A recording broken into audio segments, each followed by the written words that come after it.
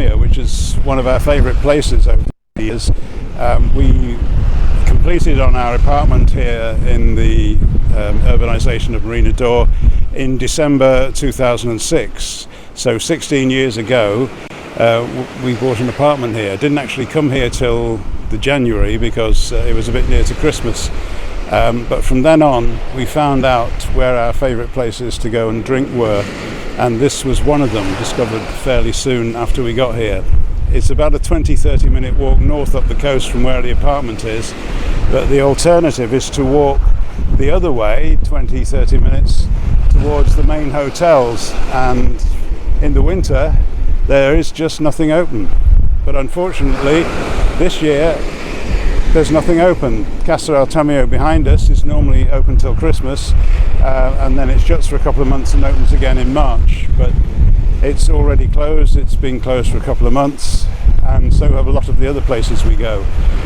In the other direction, down in the main resort, there's a place that we go called El Amare, which we've always been able to go to. We walk there a couple of times a week at least, have a drink, a bit of tapas, and walk back. That's been closed. Just about everything that we normally see, including our favourite pub, the Dragon, from our last visit, all closed. But luckily the campsites are still here because people come in their motorhomes and so on, spend all winter here. So the place to get some refreshment around here is the campsites.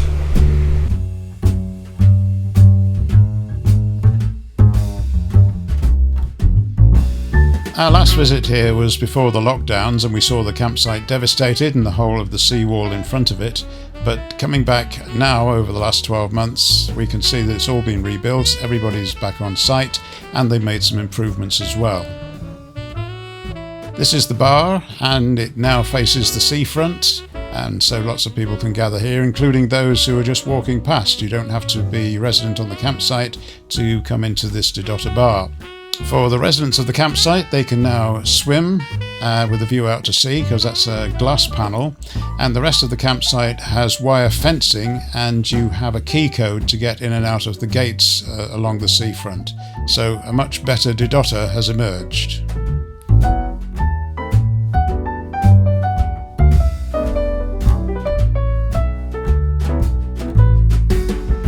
Unusually for here, all the Marina d'Or hotels are closed. They normally keep one open to do Christmas business, but they all appear to be closed till the end of March. Lots of the bars are saying they won't be open again till April. This has been the most closed winter we have ever seen in this resort at Marina d'Or. As well as the hotels and bars, the beach bars, which are normally closed anyway, well, they're not only closed, but they've been wrapped up for the winter, so you can't even use their facilities in any way whatsoever. I think perhaps some people have been sneaking in there, I don't know. The main gardens, always a good winter attraction, they're also closed. There's really nothing much going on here at all, and I feel sorry for the birds. Can't feel sorry for the fish because I can't see them, but there's loads of koi carp in those gardens. But the birds, they're missing our company, no human company, so they're trying to escape, and at the gates trying to get some attention from humans, so feel sorry for the birds here. So, middle of the winter, everything's closed. It's not an all year round resort, but does it really matter? Because this is what we come for. It's sunny in the winter, right through the winter most of the time, apart from the odd storm. And we can just come and sit by the sea and enjoy it, walk along the shore, even paddle. Down under in Australia, it's summer, so I think we should go and see what Aussie Brian is up to, don't you? I'm in one of the many national parks in Australia, and I've come here for a particular reason today, and it wasn't to have a picnic, although we've done that, in a rather nice picnic area, loads of parking as normal, as you always get in these big outdoor areas. But today I'm the fall guy. There's water over that way, you can just about hear it. We're going to go and have a look because these are the Serpentine Falls.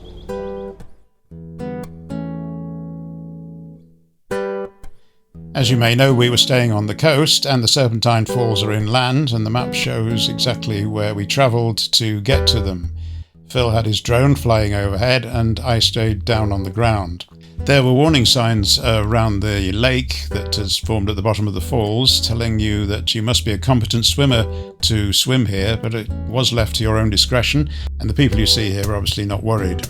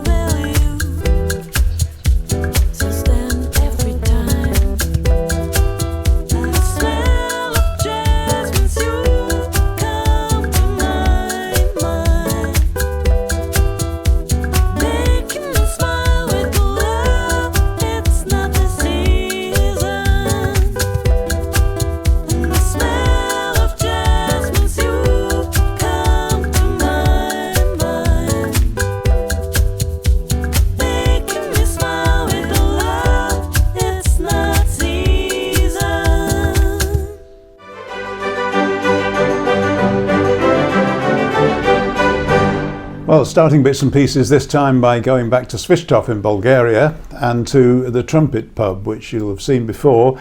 Different times of the year, different things happen. The time of year we're looking at now at the Trumpet is where their trees are starting to drop conkers on you. Now, you tend to sit under the trees in the summer to be in the shade, but you have to sit under the umbrellas in the autumn, winter, just to avoid getting hit by a conker. And some of the bits that come down are quite spiky. Another place that we were sitting regularly was a cafe called Cafe Intriga, which is opposite Billa and is now a Costa branded cafe with umbrellas or trees, you choose. Further up the town we still go for breakfast and have soup and a roll. And then there's the venue that I told you about last time in Oresh, in our village. They're calling it the Caravan because it is a kind of a van or a meal truck, whatever you like to call it. And here's some video that I took during the day when it's closed, but it gives you a better idea of what it's like.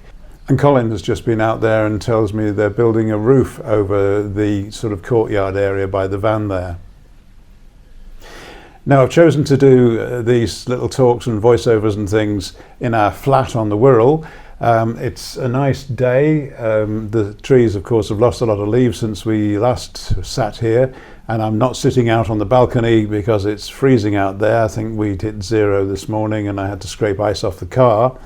But only last month I was talking to you from the Mediterranean, from Marina d'Or, and the bits where I just talk and you don't see me, I quite often sit out and do those as well, and it was quite funny because I was sitting on a bench by the sea at Marina d'Or and just starting to record the voices that you hear, that we call them voiceovers, and I had an audience. Yes, so here we are sitting recording voiceovers with 2 pigeons coming up to see what the hell we're doing. Hello pigeons, I'm afraid you can't take part in this. You get pigeons everywhere of course.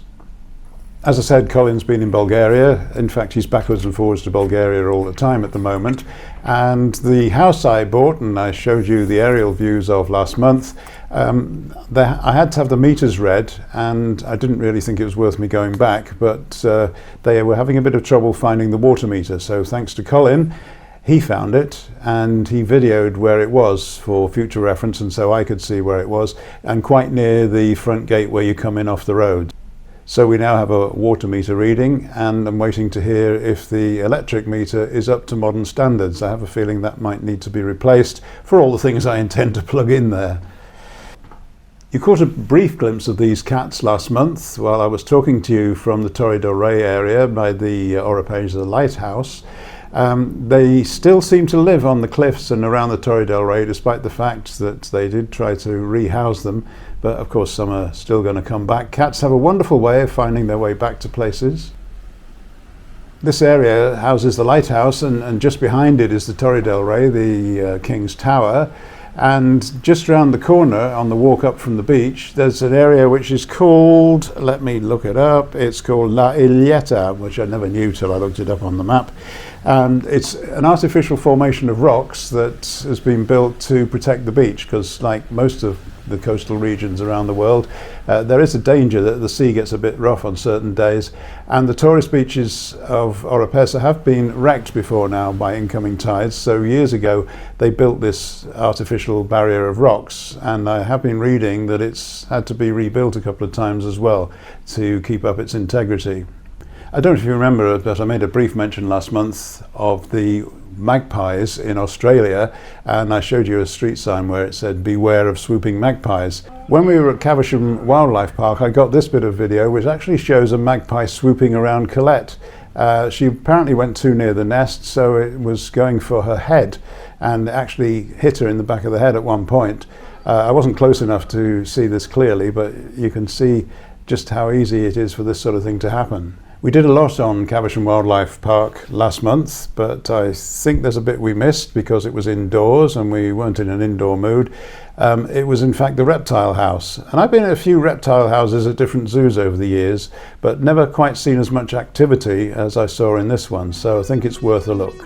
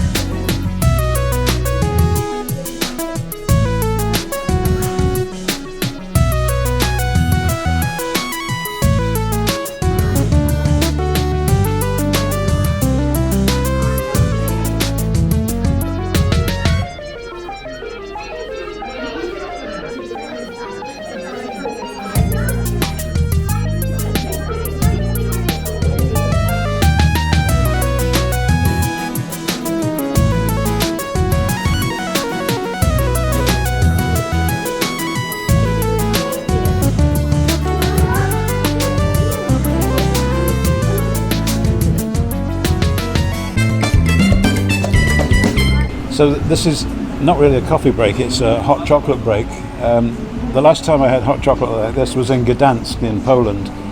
It's thick chocolate and it's mint flavoured, almost solid in the glass. It's beautiful, and we're coming here again. This is Mai Tai. It's on the Morro de Gos at Oropesa del Mar with a view out to sea. I don't know if you can swing round and you can see the sea, can you? All right, thank you, Ruth. And Ruth has got Cafe Bonbon, which has got condensed milk in it, and is one of our favourites here as well. Cheers.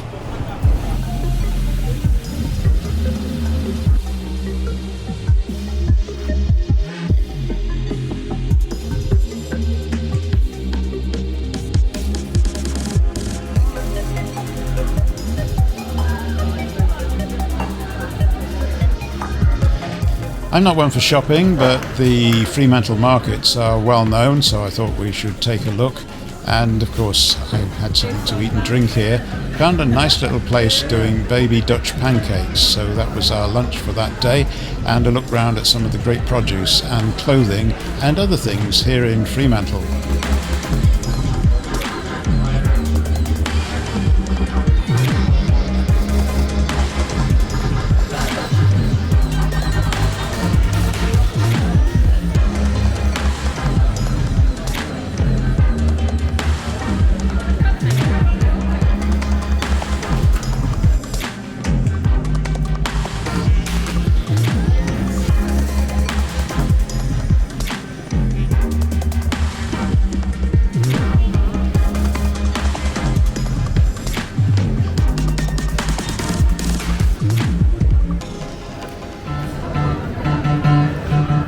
We do like to bring you some live music.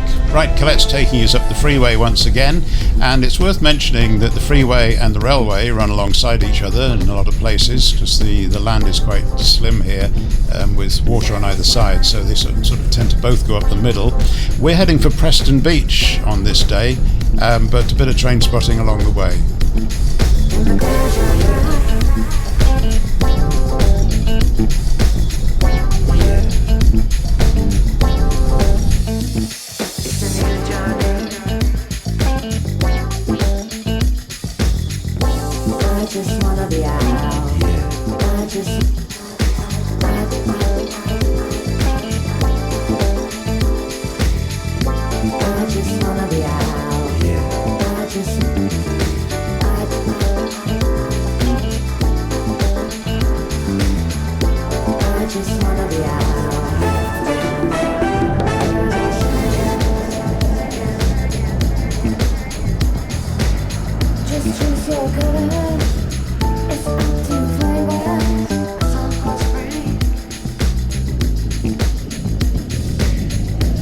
Preston Beach is typical of a lot of beaches in this area. It's got the ocean, it's got sandhills, footpaths and trails and tracks for four-wheel drive vehicles to go. There's a big car park here, and the four-wheel drive vehicles come here and they let their tyres down a bit before they set off on the trails. Any of you four-wheel drive owners will know all about that sort of thing.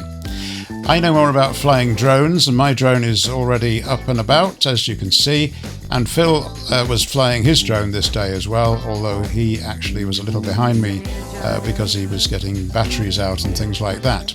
So I've more or less finished flying the drone when you see him getting his up in the air. I'm more interested in letting you see him land his drone, because this is a technique I'd seen other people do on YouTube, but I've never tried it myself. But Phil demonstrates how you can land your drone on your hand.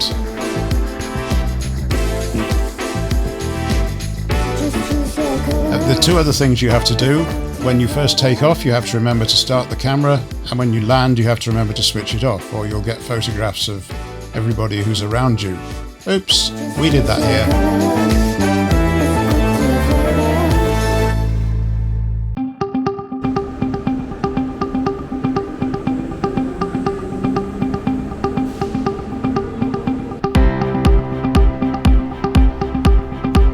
We're making a return visit to Fremantle because there's a particular crystal shop we want to go and see, and this day we drove up to Mandurah, parked the car, got a train up to Perth and then got the train on from there to Fremantle. I'm going to show you a bit of the journey down to Fremantle here.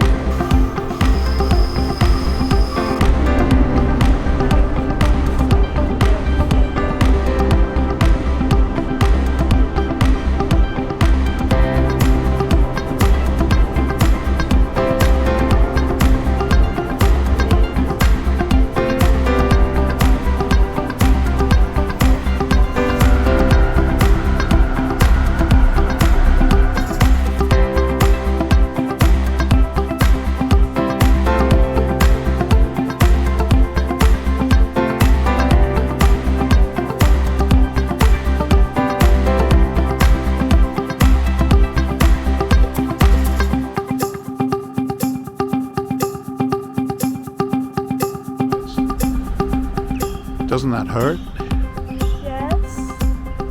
You will look as though it hurts you then.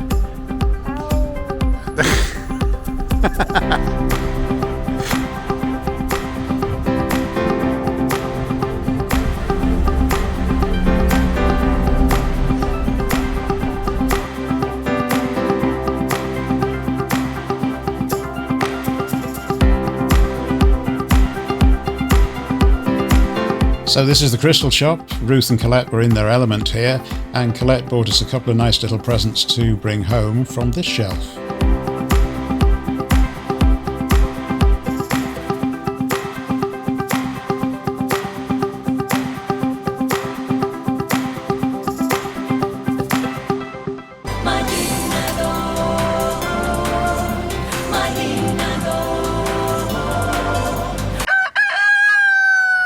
So this is our balcony at the flat at Marina Door. We're on the 5th floor. The sun is pretty warm this afternoon, and yet it's the middle of winter. That can happen in Spain. We've been here in January and still seeing temperatures around 20 degrees. So December, no problem. In fact, a friend of mine who moved to Spain said he quite often has his Christmas dinner by the pool. Doesn't quite seem the same somehow.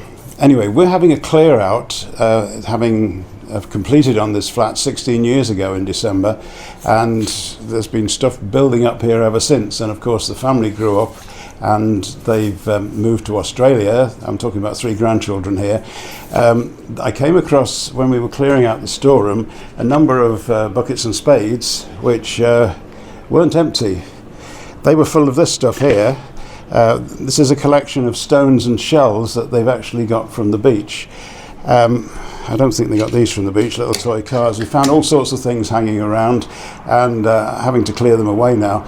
The reality of all this is that the girls have got a lot older now and they wouldn't do this sort of thing. But the youngest is still 12 and still wants me to bring back a couple of stones as a souvenir. And then, of course, we have to go to Australia to deliver them. So, a bit of a tall order, Spain to Britain to Australia. It might happen, you never know. And that's Becky, may I give her name here, because she was quite young when she first came here to Marina Door. I do, of course, have video of the 3 girls when they were here in the gardens at Marina Door and in the flat. But I also have a souvenir which Becky might not want me to produce, which is, I'll just reach over here and get it. This was bought especially for you, Becky. Yeah, okay. Well, it's because you hadn't discovered what the B-Day was supposed to be for. Let's just leave it at that, shall we? I'll bring you some stones back, don't worry. Now, I've been doing videos here at this flat since right in the beginning, really. I bought my first high-definition camcorder in 2006 and started to film the area. The flat was completed in December, and I actually came out here for the first time in January. At the time, the Sony HD camera I had was recording on tapes. Now, that proved not to be the best way of doing it, but that was all there was at the time. By 2008, I had this little beauty, which is still here. We still keep it at Marina Door. It's a Panasonic. If I can just flip open the screen on it, you can see that it has a number of controls, a screen which you can reverse. So if I was filming myself on this, I'd put it over there on a tripod and I would turn the screen around so I could see what it was filming. And it has a memory card in it, so all the videos taken on this little baby were in full HD and they were on little tiny SD cards. Having said that, of course, the memory cards we use today are micro SD cards, even smaller still. But anyway, that's one of the little relics is still here. And the tripod this used to stand on, I've now got that camera standing on it. But we don't need a built-in screen anymore. I'm going to have to put this microphone somewhere, I don't quite know where, while I show you something else. The way we monitor cameras now is on a mobile phone. Now I've got two cameras running, one over there, one over here. How do I know what I'm filming? Well, I've got two mobile phones as well. If I can just turn these round. These are monitoring the two cameras, so I've set them up in advance. I don't really need to look at them anymore. I just need to know that they're recording what I wanted them to record. And I'm actually going to bring one of those over so that you can see the camera itself. I'll come back close to the mic because I've made that mistake before, talking and nobody's listening. So this is the DJI Pocket. It comes in with its own little mini tripod which you can screw on, which I have. Let's not look that closely at me. I think it's really good. It's called the Pocket because it goes in your pocket, and I carry this around with me everywhere, and that's why you get so much video of me everywhere I travel, because this thing is always in my pocket. That's how things have progressed.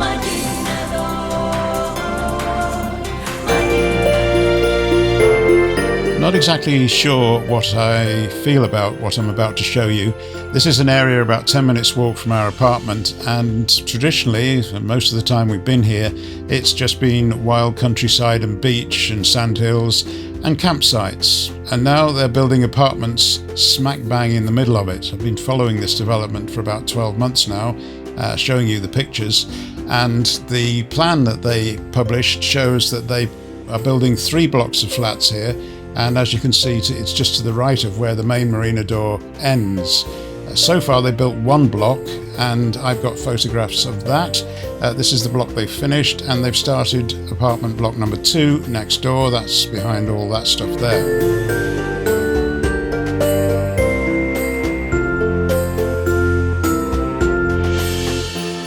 The apartments have ground floor commercial units, just like our own building has, and they're also thinking, well, in fact, they're planning to build chalets on the other side of the road, so that's something for the future, probably start next year.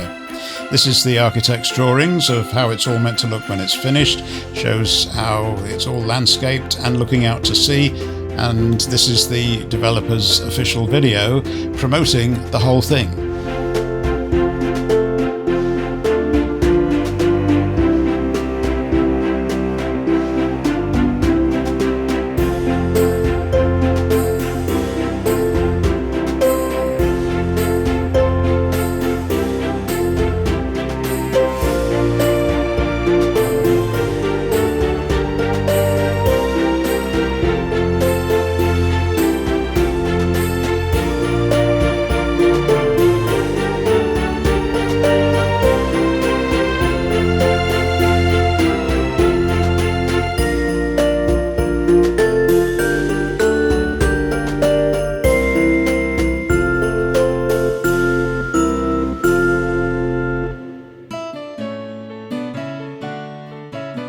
Last month I showed you Doha Airport because we stopped over there with Qatar Airways when we flew to Australia, and I didn't mention football at all. I did put up a sponsorship caption, but that was about all. They did sponsor it. It's all over now. It was Argentina, I believe, but I don't do football. However, I'll make an exception in this case. A local team to us at Marina Door. This is the playing field that we can see from our balcony, and as time has gone on, we've gradually been able to tell what those little porta cabins were. It's a media and hospitality suite, and you'll see interviews being done there with our Rubik's Cube in the background. It's CD Castillon. Desde pequeño siempre lo he tenido claro y ha sido el futbolista que más me ha marcado. They're 100 years old this year, so that's why I've given them a mention. I thought, why not? If we're going to do football, let's do a local team celebrating an event. So you fly back from Spain to Manchester Airport, you take a train into Liverpool Lime Street, and this is what Lime Street looks like. The weather's a little bit different to what we've had in Spain. At least Lime Street got finished. But here, yeah, horrible. And as much as I'd like to spend Christmas on a tropical island somewhere without music blaring out, I would have to come back to Britain to buy the packet of humbugs, wouldn't I? But as soon as I've said humbug, I think we should go back to Spain. So, hello Liverpool, goodbye Liverpool, humbug. Our last look at Spain this month is our apartment building and in the commercial units downstairs. This is B3, a bar, a cafe bar that's been here right since the beginning, whereas all the other little shops and businesses have sprung up only in recent years, with the most recent being the Momentum Cafe that I showed you last month when we had a coffee break there. And so the businesses that are running have got their Christmas decorations up.